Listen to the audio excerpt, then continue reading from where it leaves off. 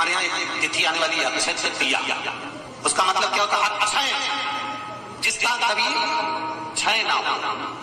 कई लोगों ने महत्व को बिगाड़ दिया के दिन सामान लेकर आना है, चांदी का बर्तन लेकर आना है, ये सामान लेकर आना है, वो सामान लेकर आना, लाओ, मना नहीं है।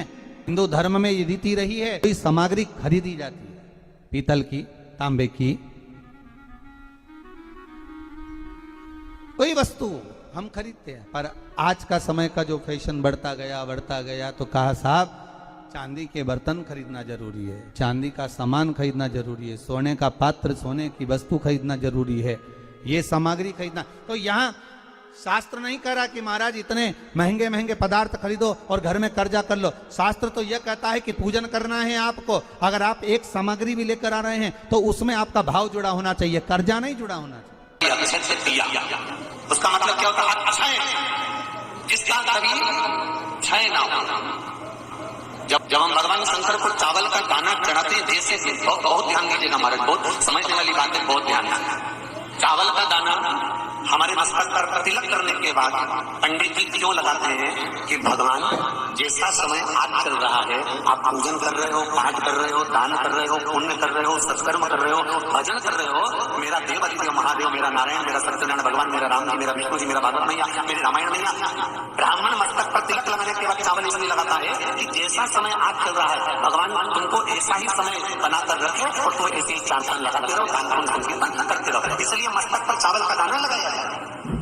तो यहाँ शिव महापुराण की कथा करी, चावल का नाम शिव जी को क्यों चढ़ाते हैं, भगवान को क्यों समर्पित करते हैं, भगवान की पूजन में अक्षत क्यों समर्पित करते हैं, चावल क्यों समर्पित करते हैं, उसका कारण क्या है? तो कहा आज मैंने जब चावल का दाना आपको समर्पित करा है, जिस भाव से, जिस विश्वास से, जिस श्रद्धा से, जिस मन से मैं आपको रिझा रही हूँ, हे भोलेनाथ मेरी ये मनोकामना पूर्ण कर इसको अक्षय कर देना, इसको अमर कर देना, बस इतनी कृपा आप लोगों से भी है।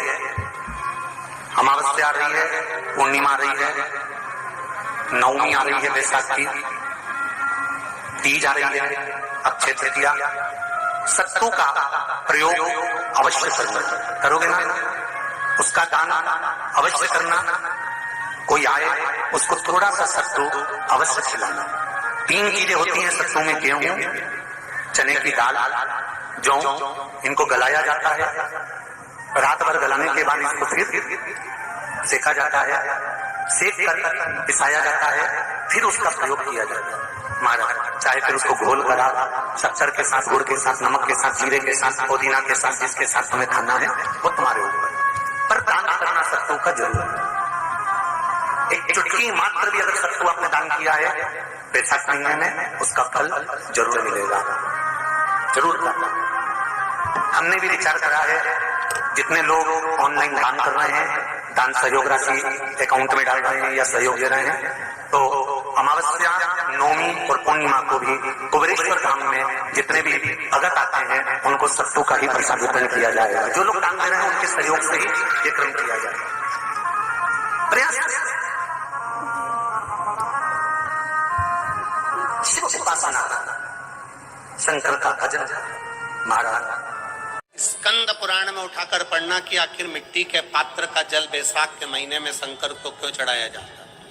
अगर मिट्टी का पात्र भी नहीं हो, तुम्हारे घर में मटका हो, सुरई हो, वो भी नहीं हो, तो एक दिए में मिट्टी के पानी भर लो और वो पानी तांबे के कलश के अंदर जो पानी है उसमें मिला लो। पर मिट्टी का जल शिव जी को क्यों चढ़ाया जाता है? स्कंद पुराण के अंदर बैसाख महत्व में लिखा कि जो अधोगति में मर गया होता है, अचानक मर गया होता है, एक्सीडेंट में मर गया होता है, उसकी जीने की और तमन्ना थी, अचानक कोई बीमारी लग गई और मर गया, कोई बड़ी बीमारी लगने के कारण चला गया, उसको बहुत कुछ करना था पर मर गया, उसके लिए बैसाख महीने में शंकर भगवान को जब हम मिट्टी के पात्र का जल समर्पित करते हैं तो वो जीव तड़पता नहीं है, कहीं भटकता नहीं है। उसको गया में, पितरों में मिलाया कि नहीं मिलाया, बद्र विशाल में ब्रह्म का पाली करी कि नहीं करी, कभी पिंडदान, कभी तर्पण, तिलांजलि हुई कि नहीं हुई, पर मिट्टी के पात्र का जल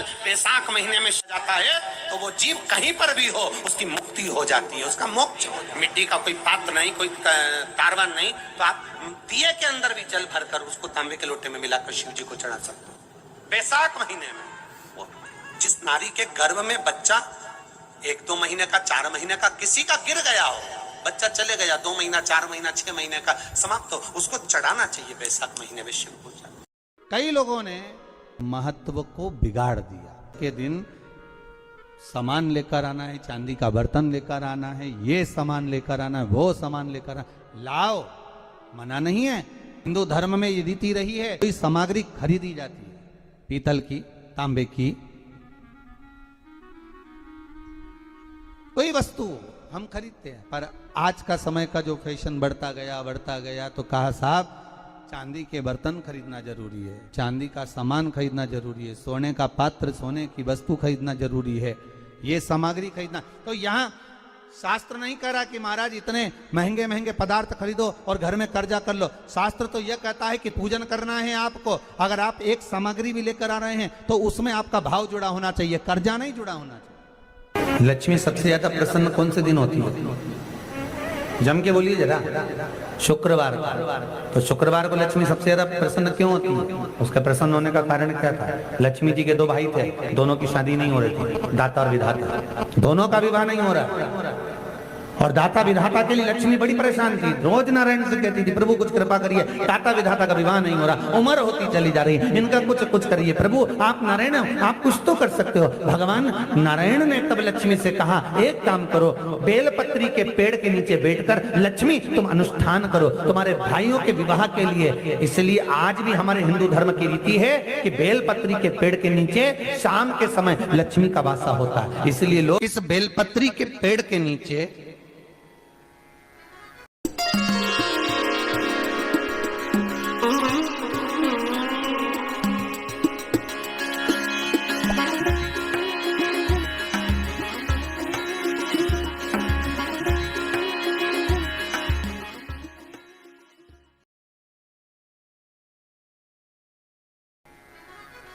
तुम्हारा रात्रि को शाम को 6 बजे से लेकर रात्रि को 8 बजे तक तुम्हारा निवास होगा। जैसे पीपल के पेड़ में देवताओं का निवास, आपको आप लोगों ने यदि पद्म पुराण पढ़ी होगी या सुनी होगी तो उसमें स्पष्ट कहा है, पीपल के वृक्ष की गणना ध्यान देना, पीपल के वृक्ष में सुबह 4 बजे से लेकर 7 बजे तक ब्रह्मा जी का वासा होता है। पीपल के वृक्ष में सुबह 7 बजे तक ब्रह्मा जी का वासा, 7 बजे से लेकर 10:30 बजे तक पीपल के वृक्ष में भगवान विष्णु का वासा होता है। कितनी बजे तक? 10:30। 10:30 से लेकर 11:30 12 बजे तक पीपल के वृक्ष में पितरों का वासा होता है। इसलिए हमारे यहाँ पितरों को श्राद्ध पक्ष में जो भोजन कराया जाता है वो 10:30 से 12 के बीच में कराया जाता है। 12 बजे के बाद पीपल के वृक्ष में दोपहर के 1:30 बजे तक आहूतों का वासा रहता है। आहूत कौन? जो गर्भ में शांत हो गए, जो कुंवारी अवस्था में शांत हो गए, जो जन्म लेने के बाद उनका विवाह नहीं हुआ और शांत हो गए, उन आहूतों का वासा उस पीपल के वृक्ष में दोपहर में 1:30 बजे तक रहता है। उसके बाद में प्रेतों का वासा चालू होता है। इसलिए दोपहर के समय पीपल के पेड़ की परिक्रमा नहीं होती। फिर शाम को 4 बजे से 7 बजे तक पीपल के वृक्ष में शंकर जी का वासा होता है। इसलिए शाम के समय पीपल की परिक्रमा नहीं होती। 7 बजे के बाद में पीपल के वृक्ष में रात्रि को 9 बजे तक कुबेर का वासा होता है। फिर 9 बजे के बाद में प्रेतवास चालू होता है पीपल के वृक्ष में। उसी तरह बेलपत्री का जो वृक्ष है, उस बेलपत्री के वृक्ष के नीचे रात्रि को 8 बजे से लेकर 12 बजे तक बेलपत्री के पेड़ के नीचे कुबेर का निवास होता है। महाराज, कुबेर का निवास। प्रयास करा करो इसी बेलपत्री के पेड़ के नीचे हम दीप लगाएं, घी का दीप। यदि संपदा की कमी हो तो, अगर भगवान ने खूब संपदा दी है तो भले मत लगाओ, कोई दिक्कत। महामृत्युंजय मंत्र का यदि आप जाप करते हो और आपको मालूम पड़ गया कि शरीर में मुझे ये रोग हो गया है, मुझे शुगर हो गया है, मुझे बीपी हो गया है, मेरा ब्लड प्रेशर ऊंचा नीचा रह रहा है, कोई भयंकर रोग, मेरे रिश्तेदार को कोई कैंसर जैसा रोग हो गया, किसी को कोई थायराइड हो गया, किसी को कोई किडनी और लीवर में सूजन हो गई, किसी को कहीं किडनी और लीवर में तकलीफ हो गई, तो शिव महापुराण की कथा कहती है, नवग्रह शिव महापुराण की कथा कहती है कि बेलपत्री के वृक्ष के नीचे महामृत्युंजय मंत्र का जाप जो शुक्रवार की शुक्रवार घी का दिया लगा कर करता है, उसके रोग बाबा देवाधिदेव महादेव समाप्त करते चले जाते हैं। ये संजीवनी मंत्र शुक्रवार के दिन भगवान शंकर को शुक्र को दिया था, इसलिए उसकी प्रधानता है।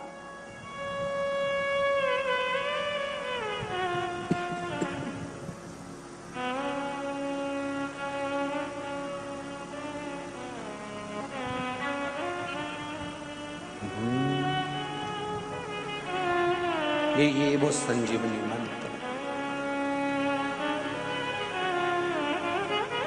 शुक्रवार के दिन बेलपत्री के वृक्ष के नीचे बैठकर घृत का दिया लगाकर शरीर में जो रोग है उसका स्मरण कर कर शंकर जी से विनय कर कर, हे भोलेनाथ, आपने शुक्र देवता को संजीवनी मंत्र दिया है, तो क्या आप मेरे को वो मंत्र प्रदान नहीं करोगे? मेरे रोग, मेरी बीमारी, मेरे दुख को आप नहीं हरोगे?